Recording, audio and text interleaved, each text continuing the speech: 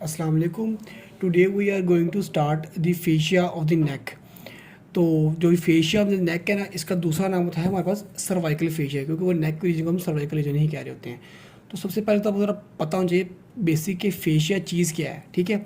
तो fascia it is a thin covering of the connective tissue around an organ और अ vessel और a nerve, मतलब किसी भी ऑर्गन के अराउंड एक जो है वो कनेक्टिव टिश्यू की कवरिंग होती है, उसको हम कहते हैं फेशिया।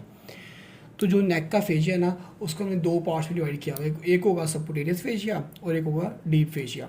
अब जो सबकुटेनियस है, मतलब कि जो सुपरफिशियल है, it will be present between the skin और investing layer of the deep fascia. ये जो इन्वेस्टिंग लेयर है ना, ये जो डीप फेशिया था ना, इसकी सुपरफिशियल लेयर है, ठीक है। तो मतलब जो डीप फेशिया जो सबसे ऊपर वाली लेयर और ऊपर स्किन के दरमियान में होगा हमारे पास सबकुटेनियस फेशिया।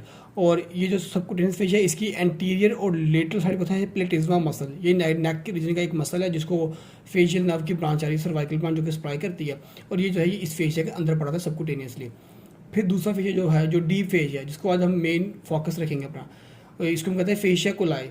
सो यहाँ कूली फेशिया, ठीक है। कूलेज नहीं, ये कूली फेशिया, इसको अपने जरूरी चीज़ डिफरेंस करनी है। वो कूलेज फेशिया पहले आपने पढ़ा हुआ है एब्डोमेन में। ये जो डीप फेशिया है नेक का, इसकी है हमारे पास 6 लेयर्स। कौन कौन सी है? इन्वेस्टिंग लेयर, फिर हमारे पास pretracheal layer, buccopharyngeal fascia, pharyngobasilar fascia, फिर दो होती है हमारे पास, एक होती है जी कैरोटिड फेशिया और एक होता है जी प्री वर्टिब्रल फेशिया। वो इस पेज की बैक साइड पे वो भी हम देख लेते हैं। तो let's start it with the investing fascia. तो इन्वेस्टिंग फेशिया क्या था? It is the most superior, मतलब कि मोस्ट सुपरफिशियल। इसके ऊपर आता है हमारे पास फिर सबकुटेनियस फेशिया खुद ब खुद ही। तो ये जो इन्वेस्टिंग फेशिया ना, अब आपने लोग ना इस डायग्राम को अपने जेब में रखना है, जो मैंने नीचे ड्रॉ की हुई है। हम सारे फेशियल्स को इसी पे पढ़ेंगे। तो ये देखिए, ये जो सबसे बाहर वाला फेशिया पड़ा ना, जो ब्लू में नजर आ रहा है, ये जैसे आउटर साइड पे, this is the investing fascia. अब हम जरा इसकी देखते हैं, इसके अटैचमेंट्स क्या हैं। तो सुपीरियरली जो है ना, ये अटैच हुआ था सुपीरियर नक्कल लाइंस के साथ, mastoid process of temporal bone, zygomatic arch, mandible और हार्ड बोन। ये इसकी सुपीरियरली अटैचमेंट है डिफरेंस। और इन्फीरियर अटैचमेंट है इसकी manubrium of the sternum, clavicles, acromion and the spine of scapula. तो ये तो आपने लोगों ने याद रखनी है। ये अभी हम आपको दिखाऊंगा ये कैसे कैसे इन सब पॉइंट्स के ऊपर इंसर्ट हो रहा है। मैंने ये देखिए साइड पर डायग्राम ड्रॉ की हुई है इसके भी। तो अगर हम देखें ना, ये जो मेन चीज़ है वो है जी इट, ये जो बस था ना investing fascia, it splits to enclose several structure, मतलब कि इसमें ना काफ़ी स्ट्रक्चर कुछ इनक्लोज किया हुआ था। कौन कौन से स्ट्रक्चर हैं? दो मसल को किया था। कौन कौन से? एक है जी ट्रेपीजियस मसल और स्टर्नोक्लीडोमास्टॉइड मसल। इस डायग्राम पे आ जाए, ये देखिए, ये था हमारे पास इन्वेस्टिंग फेशिया। ये देखो यहाँ पे आके स्प्लिट हुआ, दोनों साइड पे इसने क्लोज कर लिया इसको, स्टर्नोक्लीडोमास्टॉइड मसल को। सेम बैक साइड पे गए, फिर से ये स्प्लिट हुआ और ये जो है ये ट्रेपीजियस मसल, इसने इस ट्रेपीजियस मसल को अपने अंदर इनक्लोज कर लिया। दो मसल्स क्लियर आपके। फिर वो कह रहा है जी इट इनक्लोज 2 ग्लैंड्स। कौन कौन से जी? वो कहता है जी पैरोटिड ग्लैंड है एक, और एक है जी सब मैंडिबुलर ग्लैंड। तो ये देखें ज़रा इस डायग्राम में, अब ये है पैरोटिड ग्लैंड पड़ा हुआ। इस तरह इन्वेस्टिंग फेशिया आया, आके दो लेयर में डिवाइड हो गया। एक होगा इसका डीप लैमेला, एक सुपरफिशियल लैमेला। जो सुपरफिशियल लैमेला था वो जाके अटैच हुआ ज़ाइगोमेटिक आर्च के ऊपर। ये देखिए मैंडिबल बोन की उसकी सुपीरियर अटैचमेंट थी ना, तो वहाँ पर जाके अटैच हो गया। जो था ना डीप लैमेला, वो स्प्लिट होके तो वो उसने जाके पेयर्स करता है एक आर्टरी, एक्सटर्नल कैरोटिड आर्टरी। और जैसे ही इस आर्टरी को पेयर्स करेगी, ये थिक हो जाएगा। थिक जब होगा तो इसको हम कहेंगे जी स्टाइलो मैंडिबुलर लिगामेंट, जो कि जाके इंसर्ट हो जाएगा आगे के further styloid process of the temporal bone. तो इस तरह से ये फेशिया जो है ना स्प्लिट होकर, तो देखिए इसने पैरोटिड ग्लैंड को अपने अंदर इनक्लोज कर लिया। सेम दूसरा ग्लैंड क्या था हमारे पास? सब मैंडिबुलर ग्लैंड। तो ये देखिए यहाँ पे भी हमारे पास इन्वेस्टिंग फेशिया आया, आगे इस ग्लैंड के पास दो लेयर में डिवाइड हुआ, एक डीप लैमेला, एक सुपरफिशियल लैमेला। तो जो था ना डीप लैमेला, वो जाके अटैच हो गया on the lower border of the mandible. ये पूरी मैंडिबल बोन है जो ब्लैक नजर आ रही है, ये इसका लोअर बॉर्डर है। और जो हमारे पास डीप लैमेला, वो जाके अटैच हो गया on the mylohyoid line of the mandible bone, ठीक है। ये इसके तो मैंडिबल के इन साइड एक लाइन होती है माइलोहाइड लाइन, हम कहते हैं, वहाँ पे जाके इंसर्ट हो गया। तो इस तरह से इसने जो है वो सब मैंडिबुलर ग्लैंड को भी अपने अंदर इनक्लोज कर लिया। तो मसल्स भी हो गए क्लियर, हो गए ग्लैंड भी क्लियर हो गए। फिर ये दो स्पेसिस को भी इनक्लोज कर रहा होता है। कौन कौन सी? सुप्रास्टेर्नल स्पेस और सुप्रा क्लैविकुलर स्पेस। तो ये देख लेते हैं। ये जो सुप्रास्टेर्नल स्पेस है ना, it is formed by the splitting of the fascia due to the sternocleidomastoid muscle at the manubrium, and the suprasternal space contains the anterior jugular vein, jugular venous arch और फैट। ये जो है ये इसी space के contents हैं। तो कह रहे हैं स्टर्नोक्लीडोमास्टॉइड मसल को इनक्लोज करते हुए ना ये स्प्लिट होता है। अब ये था स्टर्नोक्लीडोमास्टॉइड मसल, मैंने पढ़ाया। अभी इसका जो है ना, ये तुमने देखा ना, एक सेक्शन देखा, इसका एक साइड व्यू देखें, वो ये है। ये साइड व्यू देखें कि ये हमारे पास हाइड बोन से ये इसकी सुपीरियर अटैचमेंट है ना, देखो, और इन्फीरियर इसने अटैचमेंट ना किस पे, मैन्यूब्रम पे। तो देखो ये हाइड बोन से फेशिया आया ऐसे, यहाँ पे पड़ा हुआ था स्टेनोक्लीडोमास्टोइड मसल, वहाँ पे आगे दो में स्प्लिट हुआ, जो एक लेयर थी वो जाके मैन्यूब्रम के पोस्टीरियर लगी और एक लेयर जाके लगी मैन्यूब्रम के एंटीरियरली। अब ये जो स्पेस बन गई ना, ये वाली दिस स्पेस, इस स्पेस को हम कहते हैं सुप्रास्टर्नल, मतलब कि स्टर्नम से ऊपर सुप्रास्टर्नल स्पेस। तो इस तरह से इसने जो है इन जो 3 डिफरेंट स्ट्रक्चर्स को इनक्लोज कर लिया। अब हम नेक्स्ट पेज की तरफ मूव करते हैं, वो था हमारे पास प्री ट्रेकियल।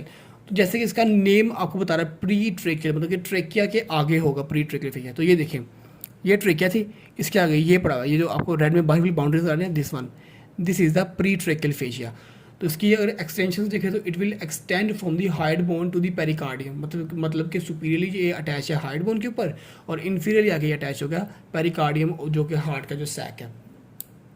अब इसने किन स्ट्रक्चर को इनक्लोज किया हुआ है, it will enclose the thyroid gland, trachea, oesophagus. तो ये देखें यहाँ पे इसी डायग्राम में कि ये था हमारे पास प्री ट्रेकियल फेशिया, ये देखिए ये उसके अंदर पड़ा हुआ थायरॉइड ग्लैंड, ये अंदर पड़ी हुई है ट्रेकिया और ये पड़ी हुई है हमारे पास इसोफेगस।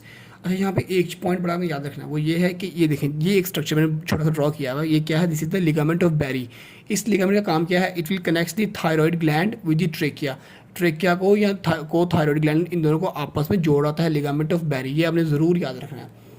फिर वो हमसे कह रहा है कि जी it is continuous posteriorly with the buccopharyngeal fascia and laterally with the carotid sheath. तो ये देखिए कह रहा है जी पोस्टीरियरली ना ये इस तरह से कंटिन्यू होगा विद द बकोफरेंजियल फेशिया। ये हमारे पास प्री ट्रेकियल फेशिया आ रहा था, यहाँ पे आके ये ब्लू जो है डार्क ब्लू, जिससे बकोफरेंजियल फेशिया, तो इसके साथ ये कंटिन्यू हो गया। और लिटरली देखो ये किसके साथ ब्लेंड कर रहा है, यहाँ पे this is the carotid sheath. दोनों साइड पे देखो, इस साइड पे भी देखो, यहाँ पे ब्लेंड कर रहा है विद द कैरोटिड शीथ। ये कैरोटिड शीथ को हम नेक्स्ट पढ़ते हैं, ठीक है। तो ये हमारे पास जो है वो प्री ट्रेकियल फेशिया भी क्लियर हो गया। फिर हमारे पास आता है जी बकोफरेंजियल फेशिया और फेरेंजियो बैसिलर फेशिया। तो ये जो दोनों फेशिया ना, ये दोनों यहीं पे पड़े होते हैं। ये वाला, ये जो प्री ट्रेकियल फेशिया जो एक्सटेंशन थी ना, तो वहीं पे ये दोनों बन रहे थे, बकोफरेंजियल फेशिया और फेरेंजियो बैसिलर फेशिया। और ये जो फेशिया है ना, इनकी वजह से यहाँ पे एक स्पेस बन जाती है, इसको हम कहते हैं जी रेट्रोफेरेंजियल स्पेस। इस स्पेस को ना मैं आपको लास्ट में एक्सप्लेन कर दूँगा ये क्या। अभी हम जो हम फेशिया को ही देखते हैं। तो जो नेक्स्ट है ना, that is the prevertebral. अब प्री वर्टिब्रल मतलब कि ये जो है it is across the vertebras, ठीक है। तो इसकी एक थोड़ी सी छोटी सी डेफिनेशन है, it is a tubular covering for the vertebral column and the muscles associated with it like the longus colli या लॉन्गस कैपिटस या स्क्लेनी मसल। तो ये देखें ज़रा, इसी डायग्राम पे बैक पे आ जाए ज़रा, ये देखें, ये था वर्टिब्रा और ये मतलब ये जो आपको ग्रीन में नजर आ रहा है, ये जो ग्रीन कलर में, this is the prevertebral fascia. देखिए इसने जो है इस वर्टिब्रा को इनक्लोज किया हुआ है और उसका जो एसोसिएटेड मसल्स थे, इसमें लॉन्गस कूल था, लॉन्गस कैपिटस था, स्क्लेनी मसल्स थे, उन सबको इसने इनक्लोज कर लिया प्री वर्टिब्रल को। अब ज़रा हम इसकी जो है वो अटैचमेंट्स देख लेते हैं। तो सुपीरियरली वो कह रहे हैं जी अटैच होता है जी क्रेनियल बेस के ऊपर, inferiorly it will blend with the endothoracic fascia and the anterior longitudinal ligament of T3 vertebra, और it will extend laterally as a axillary sheath. और लेटरली जो है ये एक्सटेंड करते हैं, एक्सिला में आता है, एक्सिलरी शीथ के साथ जो ये आके जुड़ जाता है। तो ये था हमारे पास प्री वर्टिब्रल फेशिया। अब जो इसका मोस्ट इंपॉर्टेंट फेशिया जो है, जो आपको ज़रूर याद होना चाहिए, वो है जी कैरोटिड शीथ। ये क्या है, it is a tubular covering of the carotid artery, internal jugular vein और वेगस नर्व। मतलब कि इन 3 स्ट्रक्चर की मेनली, बाकी और भी स्ट्रक्चर इसमें होते हैं, लिम्फेटिक वेसल्स भी होती हैं, लेकिन मेनली ये 3 स्ट्रक्चर की जो कवरिंग है उसको हम कहते हैं कैरोटिड शीथ। इन तीनों को उसने इनक्लोज किया होता है, ये कैविटी बनाई होती है, ठीक है। तो अभी मैं दिखाऊंगा भी डायग्राम पे, जरा हम इसको पढ़ लें पहले। It will extend from the cranial base to the root of neck, मतलब कि क्रेनियल बेस से नेक की रूट तक एक्सटेंड कर रही होती है, और blends anteriorly with the investing layer and the pretracheal fascia and posteriorly with the prevertebral layer। तो आइए जरा इसको देखते हैं इस पॉइंट को इसी डायग्राम के ऊपर। ये देखें, ये थी हमारे पास कैरोटिड शीथ। ये देखें इसमें इसके कंटेंट्स में मेन मैं बताया था कि ये है इंटरनल जुगुलर वेन, ये कॉमन कैरोटिड आर्टरी, ये हमारे पास पड़ी है वेगस नर्व, उसके साथ हमारे पास ये लिम्फेटिक वेसल्स होती हैं। तो ये देखें ज़रा, इसके एंटीरियरली उसके अंदर 2 फेशिया है, एक ये वाला fascia this is the pretracheal fascia, और ये वाला fascia this is was the investing layer of the deep fascia. और पोस्टीरियरली उसने कहा किससे ब्लेंड कर रहा था, विद द दिस वाला ग्रीन वाला, ये क्या था, प्री ट्रेकियल फेशिया, और सॉरी प्री वर्टिब्रल फेशिया। तो ये आपको समझ आएगी इसके रिलेशंस की। फिर हम इसके आते हैं इसकी कंटेंट्स। तो कुछ तो हम देख भी चुके हैं, एक तो मैं बता दें कॉमन कैरोटिड आर्टरी, एक इसी की एक ब्रांच होती है इंटरनल कैरोटिड आर्टरी, वो भी इसी के अंदर पड़ी हुई होगी। फिर इंटरनल जुगुलर वेन होती है जो कि लेटरली पड़ी होती है। फिर वेगस नर्व होती है जो कि पोस्टीरियरली पड़ी होती है। उसके अलावा इसमें जो है कुछ डीप सर्वाइकल लिम्फ नोड्स होते हैं, कैरोटिड साइनस नर्व होती है, और सिंपैथेटिक नर्व फाइबर्स भी इसके अंदर पड़े होते हैं। ये इसके कंटेंट्स हैं, बट मेनली वो जो 3 थे मैंने आपको बता दी, जो आपको ज़रूर याद रहने चाहिए। उसके अलावा ये कुछ इसके लिखे हुए रिलेशंस कि इसकी जो कैरोटिड शीथ थी ना, इसके एंटीरियरली क्या है, इसके एंटीरियरली पड़ा होता है एंसा सर्विकैलिस। एंसा सर्विकैलिस क्या है, ये एक्चुअली जो हमारे पास सर्वाइकल प्लेक्सिस है, ये उसके उस पार्ट होता है, उसकी वो ब्रांचेस बन रहा होता है। तो ये मैं आपको उसमें जो है वो प्रॉपर एक्सप्लेन करूँगा सर्वाइकल प्लेक्सिस के लेक्चर में। पोस्टीरियरली इससे होता है हमारे पास सर्वाइकल सिम्पैथेटिक ट्रंक पड़ी हुई होती है। अच्छा, ये जो है ये क्लिनिकल पॉइंट है इसका कि it communicates with the mediastinum inferiorly and the cranial base superiorly, so it is a pathway of the spread of infection. मतलब क्या कि इन्फीरियरली जाके ये अटैच होता है मेडियास्टिनम के साथ और सुपीरियरली जाके अटैच था क्रेनियल बेस के साथ। मतलब कि एक पैसेज वे बन गया दोनों के दरमियान में इन्फेक्शन के लिए कि मेडियास्टिनम से जो ब्रेन में से इन्फेक्शन जानी है, ब्रेन से मेडियास्टिनम में आना इन्फेक्शन, तो वो यहाँ से पास हो सकता है। इसका एक क्लिनिकल पॉइंट है। फिर मैंने आपसे कहा था कि मैं आपको लास्ट पे एक्सप्लेन करूँगा कि रेट्रोफेरेंजियल स्पेस क्या है। तो अब जरा हम उसको देख लेते हैं। This is the largest space in the neck. ये जो नेक रीजन में लार्जेस्ट स्पेस है retropharyngeal space, and it is located between the superior part of the prevertebral fascia and the buccopharyngeal fascia. ये देखिए ज़रा, ये थी हमारे पास दिस स्पेस, ये थी रेट्रोफेरेंजियल स्पेस। वो देखो वो जो था ये था हमारे पास। इसके बैक पे क्या है, प्री वर्टिब्रल फेशिया, उसके आगे क्या कौन सा फेशिया था, बक्कोफेरेंजियल फेशिया। तो इन दोनों के दरमियान में पड़ी हुई है, this is the retropharyngeal space.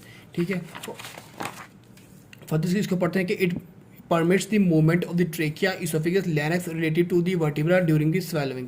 मतलब कि खाना खाते हुए ना, तो हमें क्या चाहिए, हमें जो हमारी इसोफेगस ट्रेकिया या लैरिंक्स वगैरह हेड को मूव करते हैं साथ में, तो उनकी एक मूवमेंट चाहिए, उनको एक स्पेस चाहिए होती है ताकि वो मूव कर सके ईजिली। ठीक है, तो वो फिर जो है वो ये उसको वहाँ पे हेल्प कर रहा होता है, इस ये जो स्पेस है उनको मूवमेंट में हेल्प कर रही होती है। इसी का ही एक पार्ट, ये मतलब इसी के अंदर पड़ा था एक एलर फेशिया। वो क्या है, it is subdivision of the retropharyngeal space at the midline of the buccopharyngeal fascia. It extend laterally and terminate in the carotid sheath. तो ये जब है ना, ये बक्कोफेरेंजियल फेशिया, इसी से निकलता है एलर फेशिया, और वो जो है ना इसको रेट्रोफेरेंजियल स्पेस को फर्दर डिवाइड करता है दो पार्ट्स में, और जाके तो ब्लेंड हो जाएगा विद द इस तरह से कैरोटिड शीथ के साथ। ये होता है एलर फेशिया। बेसिकली इतना इंपॉर्टेंट नहीं, याद रखना इसको। ये चीज़ बड़ी इंपॉर्टेंट है लास्ट पे कि ये जो मैं आपको 6 लेयर्स पढ़ा दी हैं सारी, इनकी एडवांटेज क्या है। तो उसकी जो है, एक तो जी नेचुरल क्लेविज प्लेन ड्यूरिंग सर्जरी, मतलब कि जब सर्जरी करनी होगी ना, तब डिफरेंट स्ट्रक्चर जो है वो उनको सेपरेट करना पड़ता है। उसमें कोई भी स्ट्रक्चर को सेपरेट करना हो, तब ये क्या है, वो हार्ट जो स्ट्रक्चर था उसका एक अलग फेशिया था, जिस तरह हमने पढ़ा ट्रैकिया का था, वर्टिब्रा का था, तो यह उनको जो है सेपरेट करने में हमें हेल्प करेगा फेशिया। सेकेंड है जी afford the slipperiness that allow the structures to move freely during the swelling and turning head and neck. वही बात ऊपर वाली आ गई कि जब स्ट्रक्चर को मूवमेंट करने के लिए एक स्पेस दे रहा होता है, फिर उनको एक स्लिपरीनेस दे रहा होता है ये फेशिया, ताकि वो इजीली मूव कर सके। तो होप्स हो कि आप लोगों को समझ आ चुकी होगी। अभी भी किसी पॉइंट में कन्फ्यूजन है तो आप लोग जो है वो कमेंट्स में पूछ सकते हैं। नोट्स का लिंक जो है वो मैं डिस्क्रिप्शन में डाल दूंगा। Thank you.